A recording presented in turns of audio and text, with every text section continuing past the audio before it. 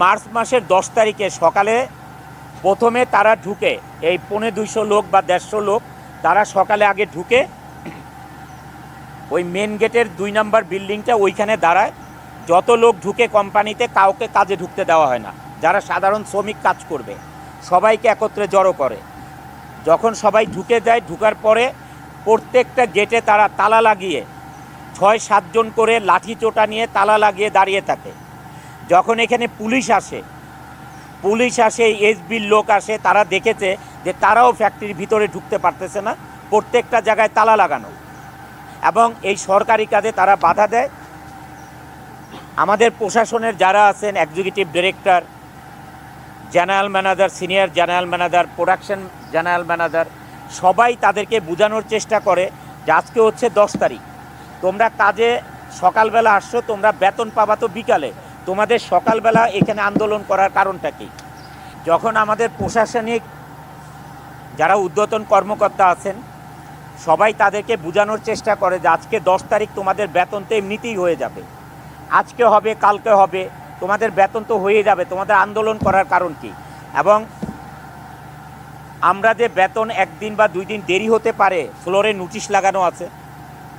তারপরে আমরা বাণিজ্য মন্ত্রণালয়, স্বরাষ্ট্র মন্ত্রণালয়, বিজিএমইএ, এখানে যে army camp, police camp, army cantonment, Savar থানা, বিজিএমইএ, সমস্ত জায়গায় চিঠি দিয়ে দিয়েছি মাসের 6 তারিখে, মার্চের 6 তারিখে। কিন্তু তারপরেও তারা 10 তারিখে এই ধরনের ঘটনা করে 3টা সাড়ে 3টা পর্যন্ত কোম্পানিতে কোনো কাউকে কাজ করতে না দিয়ে প্রত্যেকটা জায়গা বন্ধ করে দিয়ে তারপরে 3:30টার দিকে ফ্যাক্টরি থেকে তারা চলে যায়। 10 তারিখেই আমরা বাংলাদেশ ব্যাংকে, মানে ডাচ বাংলা ব্যাংকে, বাংলাদেশ মার্কেন্টাইল ব্যাংক থেকে বাংলাদেশ ব্যাংকের সার্ভারে আগে টাকা পাঠাতে হয়, তারপরে রকেটের মাধ্যমে তাদের পেমেন্ট আসে। যেহেতু এখানে অনেক দেরি করাতে যারা কাজ করবে অফিসের দেরি হওয়াতে যখন টাকাটা পাঠায়, বাংলাদেশ ব্যাংকের সার্ভার 2টার সময় বন্ধ হয়ে যায়, 2টা 2:30টার দিকে, তখন টাকাটা তাদের মোবাইলে আসে না। এবং পরের দিন সকাল 11 তারিখে সমস্ত শ্রমিকদের বেতন কিন্তু 11 তারিখে সকালবেলায় 11:30টায় তাদের বেতন চলে আসে। 2-1টা ডিপার্টমেন্ট অথবা সেকশন ব্যতীত সবার বেতন চলে আসে। ঠিক দুপুরবেলা লাঠি চোটা নিয়ে বেতন পাওয়া সত্ত্বেও যেইখানে খুশি সেইখানে মারামারি ভাঙচুর করে সবাই নিচে নেমে আসে। তখন এই ব্যাপারটা আমরা আর তাদেরকে বোঝানোর মতন কোনো পরিবেশ নাই। আমাদের এই যে জিএম সাহেবরা যা দেখেন, যারা কর্মকর্তা দেখেন, তাদেরকে লাঠি চোটা নিয়ে দৌড়ানো শুরু করে, মানে পুরো ফ্যাক্টরিতে মারার জন্য।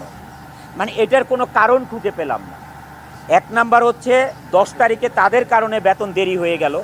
11 তারিখ সকাল 11:30টার সময় তাদেরকে বেতন দেওয়া হয়েছে, সকাল 11:30টার সময় তাদের বেতন চলে আসছে।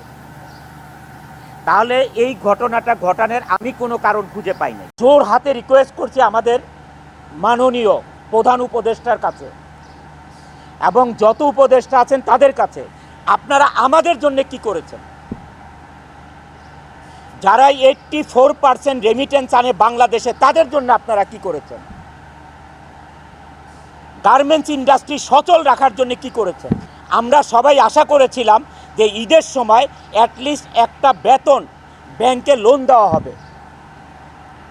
যে শ্রমিক ভাই বোনদেরকে আমরা কি করতে হবে দেখেন, মার্চ মাসে ফেব্রুয়ারির বেতন দিতে হবে, বোনাস দিতে হবে, আবার মার্চ মাসের 50% বেতন দিতে হবে। একটা গার্মেন্টস মালিক কোত্থেকে পাবে এই 3টা জিনিস এক মাসে? এই 3টা জিনিস এক মাসে কোথায় পাবে একটা গার্মেন্টস মালিক? যারা 84% রেমিটেন্স এনে বাংলাদেশের অর্থনীতির চাকা সচল রাখে, তাদের জন্য কি করেছে? গার্মেন্টস মালিকেরা মুখ চুপ বোঝে, মুখটা চুপ থেকে কি করতেছে, গার্মেন্টসগুলো আরএমজিগুলো বন্ধ করে চলে যাচ্ছে। আপনারা একবার চিন্তা করেছেন যে আপনারা যে ইন্ডাস্ট্রিগুলো বন্ধ করে চলে যাচ্ছেন, এই দেশের অর্থনীতির অবস্থা কি হবে? এই দেশের কর্মসংস্থানের অবস্থা কি হবে? এই শ্রমিক লিডাররা কয়েকজন মিলে এই দেশে চালাতে পারবে না? তারা একজন একটা ইন্ডাস্ট্রি করতে পারবে। কিন্তু আপনারা কোনো পদক্ষেপ না নিয়ে কি করতেছেন, আপনারা গার্মেন্টসগুলো বন্ধ করে যার যার মতো হয়দার গ্রামে চলে যাচ্ছেন, অথবা আপনার গুলশান বনানীর বাসায় বসে থাকতেছেন, অথবা বিদেশের চলে যাচ্ছেন। What is this? এটা কিন্তু আমি অনন্ত জলিল এইটা না করে আজকে আমি প্রতিবাদ জানাচ্ছি যে না, বাংলাদেশে এই আরএমজি সেক্টর থাকতে হবে, না হলে এই দেশ চলার মতন কোনো ব্যবস্থা নাই, কোনো ধরনের ব্যবস্থা নাই। আপনি যে আজকে চাল কিনবেন, আমাদের দেশে যেই চাল উৎপাদন হয়, গম উৎপাদন হয়, ডাল উৎপাদন হয়, সমস্ত কিছুর 50% মতন ইম্পোর্ট করতে হয়। ভাত খাবেন কোত্থেকে? ভাতটা খাবেন কোত্থেকে? গার্মেন্টসের ভাই বোনেরা আপনারা বাজারে দিয়ে বাজার থেকে চাল কিনবেন, কোত্থেকে পাবেন আপনারা? এই চালটা পাবেন কোথায় আপনারা? এই চালটা ইম্পোর্টের, আর এটা ডলার ছাড়া ইম্পোর্ট করা যাবে না। বাংলাদেশের টাকা আজকে কোনো দেশ আপনার নিবে না এটা রপ্তানি করতে, আমদানি করতে। কাউকে আপনি টাকা দিলে নিবে না, ডলার দিতে হবে। তাহলে এই ডলার কোত্থেকে আসবে? আমাদের কৃষক ভাইরা যে আজকে ফসল ফলাবে, এই সার কোত্থেকে আসবে? এই দেশে সার কোত্থেকে আসবে? এই সার ইম্পোর্ট করে আনতে হবে, আর এই ইম্পোর্ট করতে হলে ডলার লাগবে। এই ডলার কারা এই ডলার কারা বাংলাদেশে আনে? এটা আনে গার্মেন্টস মালিকরা আনে, আর হচ্ছে রেমিটেন্স যোদ্ধারা 14% আনে, আর 84% আনে গার্মেন্টস মালিকরা। কিছুদিন আগে আমি শ্রমিক লিডারদেরকে বক্তৃতা দিতে শুনলাম যে বন্ধ ইন্ডাস্ট্রিগুলি খুলে দিতে হবে। আরে সে মালিক এখন কেন খুলে দিবে? এখন কেন গার্মেন্টস মালিকরা ইন্ডাস্ট্রি খুলে দিবে? তোমরা লিড দিয়ে এই গার্মেন্টস ইন্ডাস্ট্রি বন্ধ করতে পারো, এখন খুলতে পারো না? একটা ইন্ডাস্ট্রি বানাতে পারো না? বানায় তাদেরকে চাকরি দাও। একটা ইন্ডাস্ট্রি এরকম করে বানায় তাদেরকে চাকরি দাও না পারলে। এখন কেন গার্মেন্টস মালিকদেরকে খুলতে হবে এইসব বন্ধ ইন্ডাস্ট্রি?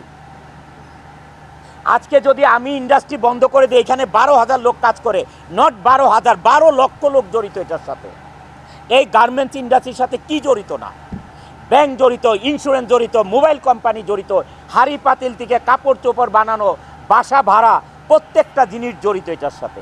কি জড়িত নাই গার্মেন্টস ইন্ডাস্ট্রির সাথে? বাংলাদেশে 84% রেমিটেন্স আসে শুধু আরএমজিতে। 13% 14% আসে হচ্ছে আমাদের রেমিটেন্স যোদ্ধাদের থেকে। সারা বাংলাদেশের এক্সপোর্ট থেকে 2% আসে, 2%। মিডিয়া ভাই ও বোনেরা, আমাদের শ্রমিক ভাই বোনেরা, এই দেশে আপনারা কি করে খাবেন? আমার শ্রমিক ভাই বোনেরা, আপনারা কি করে খাবেন? মিডিয়া ভাই বোনেরা, আপনারা এটা প্রচার করুন যে এই দেশ কি দিয়ে চলবে। আমাদের প্রধান উপদেষ্টা জনাব ডক্টর ইউনূস সাহেব 12%, 13%, 14% রেমিটেন্স আসার কারণে বাংলাদেশে এই রেমিটেন্স যোদ্ধাদেরকে যেই সম্মান দিয়েছে, এয়ারপোর্টে আলাদা তাদের বাসস্থান করেছে যে তারা এসে রেস্ট করতে পারে, হোটেলের মতন করেছে, আত্মীয় স্বজন এসে থাকতে পারে, এয়ারপোর্টে তাদেরকে সার্ভিস দিতে হবে, এত ব্যবস্থা করেছে। যারা 84% বাংলাদেশে রেমিটেন্স আনে, তাদের জন্য কি করেছে? ইউনূস সাহেবও উনি বলছেন আমি আজকে প্রধান উপদেষ্টা হয়ে গেলাম, তার 5 দিন পরে মামলাটা উড্র হয়ে গেল। আমার লয়ারও জানে না, আমার প্রতিষ্ঠানও জানে না। আমি আইনগতভাবে এটা যা হয়, যদি আমি দোষী প্রমাণিত হই তাহলে আমি দোষীর সাজা মেনে নেব। এটা আমি আইনের মাধ্যমে এটাকে সমাধান করব। কোর্টকেও আমরা বললাম যে আইনের মাধ্যমে এটা সমাধান করার জন্য আমরা এই বক্তব্য দিলাম। কোর্ট সিদ্ধান্ত নিয়ে আজকে কনভিন্সড আমাদের হয়েছেন। আগে লিভ গ্রান্ট করেছিল যে, আর এইটা ফুল অ্যাপ্লিকেশন হিয়ারিং করে আগামী 23 এপ্রিল রায়ের জন্য রেখেছেন।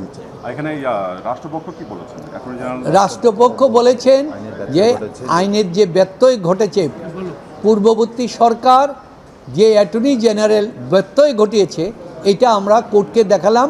অ্যাটর্নি জেনারেল নিজে রাষ্ট্রপক্ষের বিরুদ্ধে শ্রমিকদের পক্ষ নিয়ে কোম্পানি কোর্টে মামলা করেছে, এটাকে অ্যাবলিউশন করে দিয়ে কোম্পানিটাকে বিলুপ্ত করে সরকারের হাতে দিয়ে দেওয়ার জন্য। পরবর্তীতে তিনি আবার দরখাস্ত দিলেন আমার নামটা এখান থেকে বাতিল করা হোক। এইটাও আমরা কোর্টে দেখালাম যে কতটুকু সরকারিভাবে হেয় প্রতিপন্ন করার জন্য একটা ইল মোটিভেটিভে এইখানে ডক্টর মোহাম্মদ ইউনূসকে হেয় পরিপন্ন করার জন্য বাংলাদেশ এবং সারা বিশ্বের কাছে এই জিনিসটা তারা করেছেন। এটাই আমরা তুলে ধরব।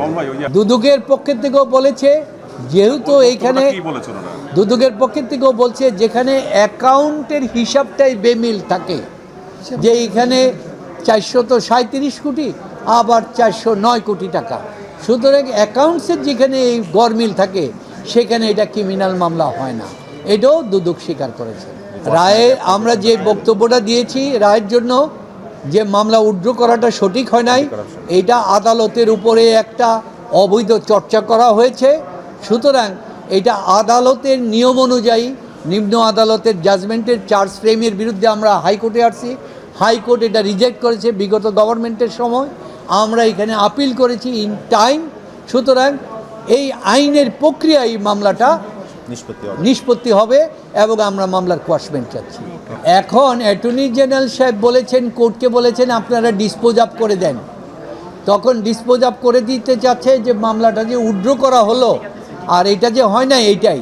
কিন্তু আমি তখন বললাম ডিসপোজ আপ হলেও এটা কোর্টের এখতিয়ার, 104-এ উনি কি পারবেন কি পারবেন না সেটা কোর্টের এখতিয়ার। তবে আমরা বললাম এই ডিসপোজ আপ করতে হলো মামলা যে মিথ্যা, ভুল, এবং এই মামলা শ্রমিকের টাকা ডিস্ট্রিবিউশনের জন্য, এটা লেবার আইনের বিধান, এইটা পেনাল কোডের এবং দুদকের মানি লন্ডারিংয়ের কোনো বিধান না। সুতরাং এই মামলা চলতে পারে না, এই বিষয়টা আমরা কোর্টের কাছে সুস্পষ্টতভাবে তুলে ধরছি। তার মানে ভাই, যে আপনি যেটি বলতে যাচ্ছেন যে উপদেষ্টা হওয়ার পরে তার মামলা তড়িঘড়ি করে প্রত্যাহার করা হয়েছে, এটি আসলে তাকে হেয় করার জন্যই? বা হ্যাঁ, হেয় করার জন্যই, যে তিনি জুডিশিয়াল অ্যাফ্রন্ট করেছেন আদালতের উপরে, করে উনি এই জিনিসটা করেছেন। তো সুতরাং এটা জুডিশিয়াল অ্যাফ্রন্ট, কারণ ওনারা তদন্ত করে মামলা দিয়েছেন, একবার চার্জশিটের আগে, একবার চার্জশিটের পরে। তাহলে কোনো তদন্ত ছাড়া উনি প্রধান উপদেষ্টা হলেন, রাতারাতি মামলাটা ওনারা প্রত্যাহার করলেন, কোনো তদন্ত করলেন না, এবং একই দিনে তাদের দুদকের আইনজীবী প্রেয়ার দিলেন একই উপস্থাপনের জন্য, কোনো আমাদেরকে নোটিশ করলেন না, ধার্য তারিখও ছিলেন না। তারপরে আবার একই দিনে আদালত, সেই আদালত যে আদালত আমাদেরকে সময় দেয় নাই বিগত সরকারের সময়, আমাদেরকে এই সময়টাও দিতে চায় নাই, আমাদেরকে এই হরতালের ভিতরেও আমাদেরকে জোর করে হাজির করেছে, সে একই ডেটে আবার মামলাটা প্রত্যাহার করলেন। আমরা এই সমস্ত জিনিসটা দেখতেছি, আসলে পূর্ববর্তী সরকারের অনুগত ব্যক্তিরাই এই ডক্টর ইউনূসকে হেয় প্রতিপন্ন করার জন্য এবং মামলাটাকে ভিন্ন খাতে প্রভাবিত করার জন্য এই কাজটা। আঙ্কেল গেটটা একটু খুলেন না, আমরা ওই দিন ভুলে যাই না। শিক্ষার্থীরা যখন রাস্তায় দাঁড়ায় বলছে আঙ্কেল গেটটা একটু খুলেন না, আঙ্কেল গেটটা একটু খুলেন না, তখন গেটটা কেউ খুলে নাই। আমরা এই আওয়ামী লীগকে এই কুমিল্লা থেকে উৎখাত করেছি। এই হাসিনার দুঃস্বপ্ন ছিল কুমিল্লা, হাসিনার দুঃস্বপ্ন ছিল এই কুমিল্লা। আমরা এই কুমিল্লাতে আমরা আওয়ামী লীগকে কবরস্থ করতে পেরেছি। প্রিয় সহযোদ্ধা, আপনাদেরকে সতর্ক করে দিয়ে যাই, আমরা যে আওয়ামী লীগকে ছাত্র নাগরিক রাস্তার মধ্যে তাজা রক্ত ঢেলে দিয়ে বাংলাদেশ থেকে উৎখাত করেছি, আজকে সেই আওয়ামী লীগকে পুনর্বাসনের জন্য ষড়যন্ত্র করা হচ্ছে। বিদেশে বসে ষড়যন্ত্র অব্যাহত রয়েছে। রাজনৈতিক দলের মধ্যে বিভিন্ন রাজনৈতিক দল নির্বাচনী ফায়দা নেওয়ার জন্য আওয়ামী লীগকে পুনর্বাসনের জন্য ব্যাকডোর ডিপ্লোমেসিতে যুক্ত হচ্ছেন। আমরা আপনাদেরকে সতর্ক করে দিতে চাই, এই ছাত্র নাগরিকের হারানোর কিছুই নাই। এক খাপে দুই তলোয়ার যেভাবে থাকতে পারে না, ঠিক একইভাবে 5 আগস্ট পরবর্তী সময়ে বাংলাদেশে আওয়ামী লীগ এবং এনসিপি থাকতে পারে না। যদি কেউ আওয়ামী লীগকে পুনর্বাসন করতে চায়, উত্তর পাড়া থেকে যদি আওয়ামী লীগ পুনর্বাসনের কোন ষড়যন্ত্র করা হয়, 5 আগস্ট যেভাবে গণভবন এবং বঙ্গভবনের যে পরিণত হয়েছে, আওয়ামী লীগকে যারা পুনর্বাসন করতে চাইবে ঠিক তাদের পরিণতি এবং তাদের ফলাফল একই রকম হবে। প্রিয় দেশবাসী, প্রিয় কুমিল্লাবাসী, আপনারা দেখেছেন গত 1.5 দশক সময়ে কুমিল্লাকে সবসময় বঞ্চিত করে রাখা হয়েছে। যখনই কুমিল্লা নিয়ে কোনো কথা হতো, এই ফ্যাসিবাদ হাসিনা সরকার এই কুমিল্লাকে সবসময় ভ্রাত্যজনতা করে রেখেছে। আমরা স্পষ্ট করতে চাই, এনসিপির নেতৃত্বে কুমিল্লার যতগুলো আসন রয়েছে প্রত্যেকটা আসনে এনসিপির শক্ত অবস্থান আমরা গড়ে তুলব। আমরা যেটা আশা করেছিলাম এবং আমাদের একটা ওনাকে আমরা অ্যাপিলও দিয়েছিলাম যে উনি ঈদ করে যাবেন আমাদের সাথে, এবং ঈদের পরে হয়তো যদি ঈদের পরের সপ্তাহে হয়তো হবে না, 2-1 সপ্তাহের ভিতরে হয়তো 15 তারিখে বা এর আশেপাশে যে কোনো একটা ডেটে বেগম খালেদা জিয়া দেশে যাবেন। ওনার ডাক্তাররাও সেই দিকে তারা প্রস্তুতি নিচ্ছেন এবং একটা ফ্লাইটেরও একটা বিষয় আছে, এবং সেই ফ্লাইট যদি নির্ধারিত সময়ে না পাওয়া যায় সেই কারণে তো 1-2 দিন দেরি, বাট বেগম খালেদা জিয়া উনি দেশে যাওয়ার জন্য উনি প্রস্তুত রয়েছেন এবং ডাক্তাররাও ইতিমধ্যে তারা ফুল চিকিৎসা দিচ্ছেন। ডক্টর জাহিদ ভাই কন্টিনিউয়াসলি ওনার পাশেই আছে। দেখেন, আমি ক্লিয়ারলি আপনাকে বলতে চাচ্ছি যে আমরা সবসময় একটা ডেফিনেটলি প্রফেশনালিজম অ্যান্ড একটা সিস্টেম আমরা বজায় রাখি। তার ভিতরে ডেফিনেটলি কিছু উইকনেস থাকতেই পারে, যেটা আমরা সবসময় ওপেন টু রেকটিফিকেশন। আমাদের বর্তমানে স্কোয়াডে ছিল 30 জন, তার ভিতরে 29 জন কিন্তু সাউদিতে গিয়েছিলেন। আমরা 29 জনের স্কোয়াড থেকে কার্টেল করে 22 স্কোয়াডে আমরা নেমে এসেছিলাম। তার ভিতরে এবারের জন্য আমাদের একজন প্লেয়ার ফাহমিদুল চান্স পায়নি, বাট ও একটা প্রমিসিং প্লেয়ার। ও ডেফিনেটলি তার এইজও আছে দলকে দেওয়ার মতো। আর আমাদের অনেকগুলি খেলা আছে এই বছরে, ইনক্লুডিং সাফ। সো অতগুলি ম্যাচ যদি আমরা চিন্তা করি, আমাদের কিন্তু মোটামুটি অল 30 জন স্কোয়াডকেই লাগবে কম বেশি, ইনজুরি প্লাস অন্য স্কেজুল মিলিয়ে। সো এখানে কোনো ধরনের মানে আমি বলতে পারি যে নিয়মের ব্যত্যয় ঘটে নাই। যেই ট্যাকটিক্যাল অ্যাপ্রোচ ইন্ডিয়ার সাথে আমরা নিব, সেই ট্যাকটিক্যাল অ্যাপ্রোচকে বিবেচনা করে বর্তমান 23 স্কোয়াড চুজ করা হয়েছে। আগামীতে যখন আমরা সিঙ্গাপুরের সাথে অন্য ট্যাকটিক্যাল অ্যাপ্রোচ নিব, প্রবলি স্কোয়াডেরও কিছু চেঞ্জ আসতে পারে। এটা definitely the way the game is played.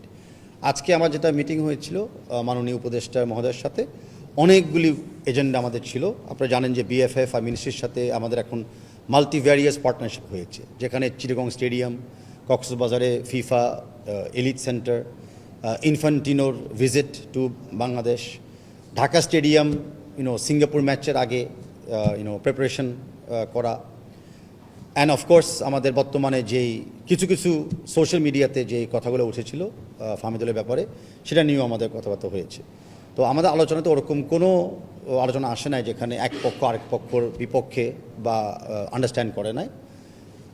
ওনাদের প্রেস উইং থেকে ওনারা যেটা বলেছে এটা ওনাদের ব্যাপার, বাট আমি বলতে পারি যে আমাদের মিটিংয়ের সময় এরকম কোনো সিরিয়াস কোনো কনভারসেশন বা কনসার্ন আসে নাই। অফকোর্স নর্মাল কনভারসেশন আসছে যে আমরা প্রসেস ফলো করি কি না, বা কী প্রসেস আমরা ফলো করি, আমাদের বর্তমান লিগের প্লেয়াররা কেমন পারফর্ম করতেছে। সো ওগুলো সব ছিল, বাট অ্যাজ আই সেড এটা একটা খুবই বহুমুখী আমাদের রিলেশনশিপ, সেটাতে আমরা